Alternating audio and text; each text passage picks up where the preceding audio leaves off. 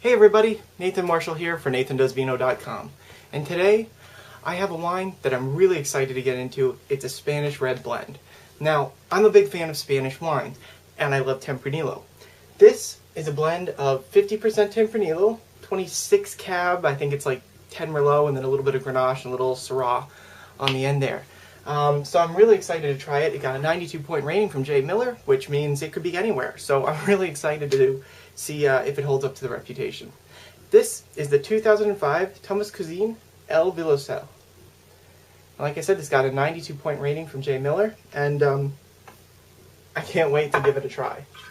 It's been decanting for about 45 minutes to an hour now. Let's see. It's right in the rated drinking time for it, so. Alright, first off, really nice color. Everything looks solid there. Let's give it a sniff.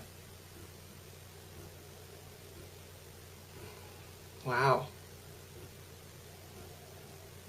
There's some nice leather, a little smokiness, which is kind of cool. Just a hint of smokiness. Definite blackberry, little kind of currant notes, and some cedar too. Very nice. Let's give it a taste.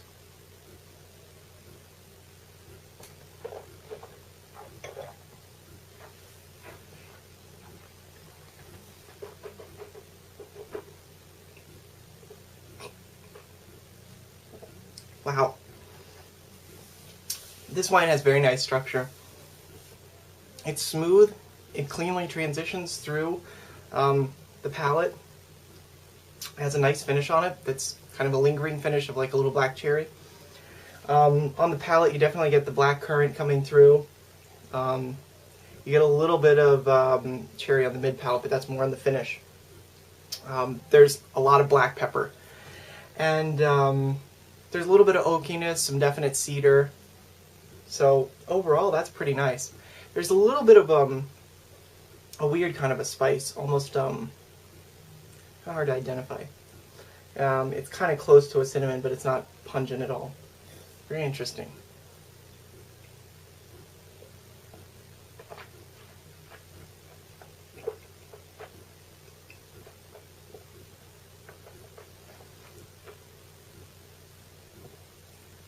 Wow.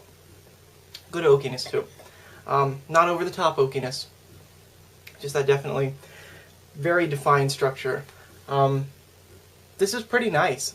I don't know that I would quite go to 92 points on it, but I can definitely see this being like a 90-point score, and I can understand why it's fairly respectable.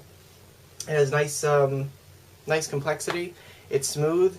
It transitions perfectly as you would expect. Good structure, everything. So, yeah, absolutely. Now, the part of this that I forgot to mention earlier is that it rolls in for about 16 to 17 US dollars. So for that, this is actually an amazing bargain, and I would absolutely recommend it.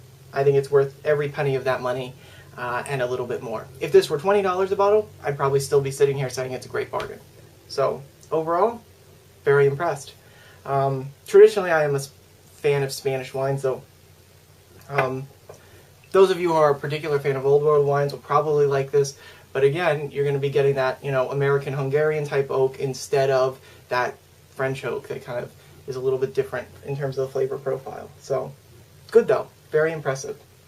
So, anyway, if you've had this wine or had some other Spanish red blends, we'd love to hear about it, and just let me know. Shoot me an email, catch me on Twitter, put it in the comments, whatever. I'd love to hear about it. Till next time, cheers.